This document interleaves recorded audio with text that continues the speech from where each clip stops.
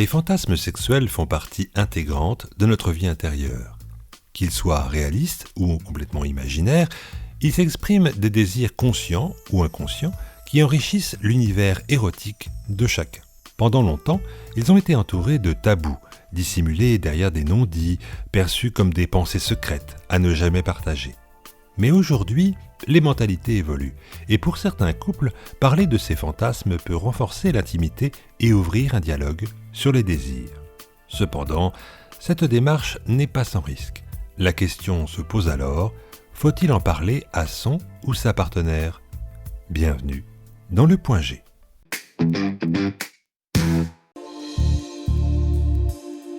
Les fantasmes sont des scénarios érotiques qui se jouent dans notre esprit.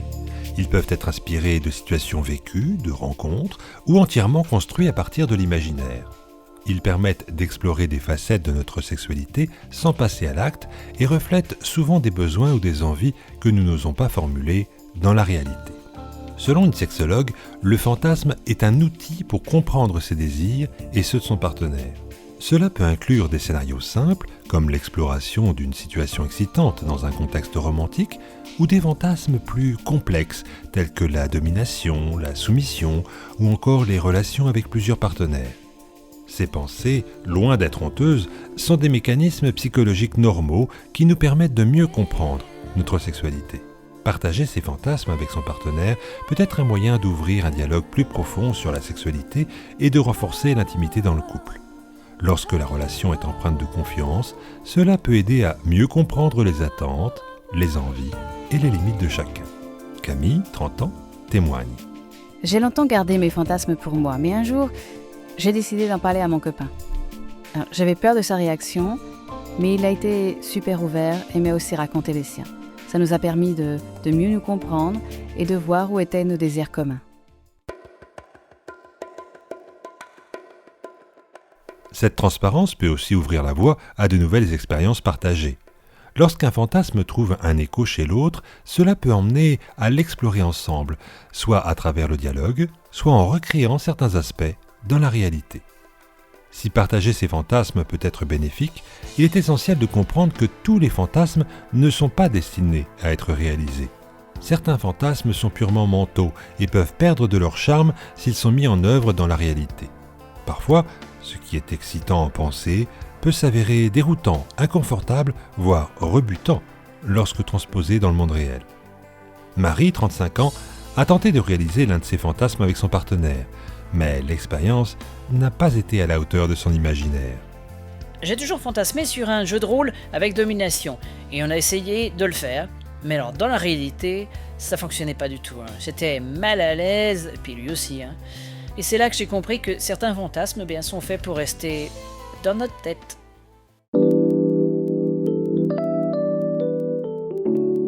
Une sexologue met en garde contre cette confusion entre fantasme et réalité. Un fantasme peut être excitant, mais il peut parfois devenir rebutant si l'on cherche à le mettre en œuvre dans le monde réel, explique-t-elle. Certains scénarios sont nourris par le mystère et l'interdit, et leur transposition dans la réalité peut altérer la dynamique du couple, surtout si l'un des partenaires n'y trouve pas son compte. Mais alors, faut-il vraiment tout dire ? La question de savoir s'il faut partager ou non ces fantasmes dépend de plusieurs facteurs, notamment le degré de confiance et de communication dans le couple. Si certains couples trouvent que cette démarche renforce leur lien, d'autres préfèrent garder une partie de leur pensée érotique pour eux-mêmes. D'un côté, parler de ces fantasmes peut susciter une plus grande complicité. Cela permet de lever les tabous autour de la sexualité et d'ouvrir une porte sur des aspects méconnus du désir de l'autre. Mais cela peut aussi être une source de malaise, surtout si les fantasmes en question révèlent des facettes surprenantes ou inattendues de la personnalité de son partenaire. C'est ce qu'a découvert Claire, 29 ans, après avoir écouté les fantasmes de son conjoint. Je voulais qu'on se parle de nos fantasmes pour être plus proches, mais quand il m'a raconté les siens, j'ai été choquée. C'était des choses auxquelles j'aurais jamais pensé. Et du coup, ça m'a fait douter sur notre compatibilité.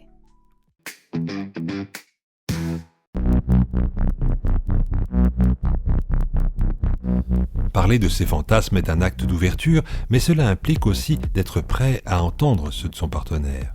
certains fantasmes peuvent déstabiliser ou remettre en question la perception de l'autre.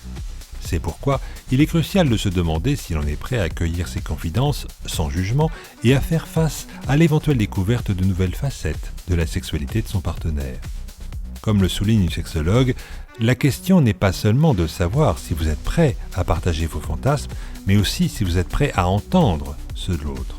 En effet, il est tout à fait possible de ne pas être à l'aise avec certaines révélations, et cela peut provoquer des tensions dans le couple si l'un des deux ressent de la gêne ou du rejet face aux fantasmes de l'autre.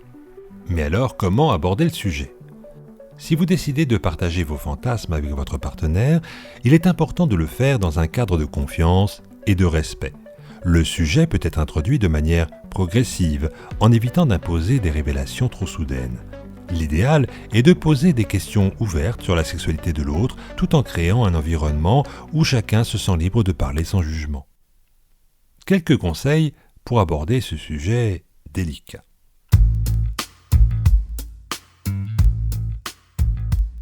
Demandez à votre partenaire ce qu'il aime ou voudrait essayer avant d'aborder les fantasmes plus spécifiques. Soyez à l'écoute. Si votre partenaire vous confie un fantasme, accueillez-le sans jugement. Il est important de montrer que vous respectez ses désirs, même s'ils ne correspondent pas aux vôtres. Respectez les limites de chacun. Si un fantasme ne vous met pas à l'aise, exprimez-le clairement. Il est essentiel de respecter les frontières émotionnelles et psychologiques de chacun. Partager ses fantasmes peut être un formidable outil pour approfondir l'intimité dans un couple, à condition que cela soit fait avec respect et bienveillance. Il est important de comprendre que les fantasmes, bien qu'excitants, ne sont pas nécessairement destinés à être réalisés et qu'il est tout à fait normal d'avoir des désirs qui ne sont pas compatibles avec ceux de son partenaire. Dans tous les cas, le dialogue sur les fantasmes peut offrir une meilleure compréhension des désirs et des attentes de chacun. Mais il convient de toujours garder à l'esprit qu'un fantasme, une fois exprimé, peut ne pas avoir les effets attendus et qu'il est essentiel de communiquer avec attention pour maintenir une relation équilibrée et harmonieuse. En espérant que vous trouviez votre point G, en tout cas celui-ci est terminé, que le plaisir soit avec vous. C'était le point G.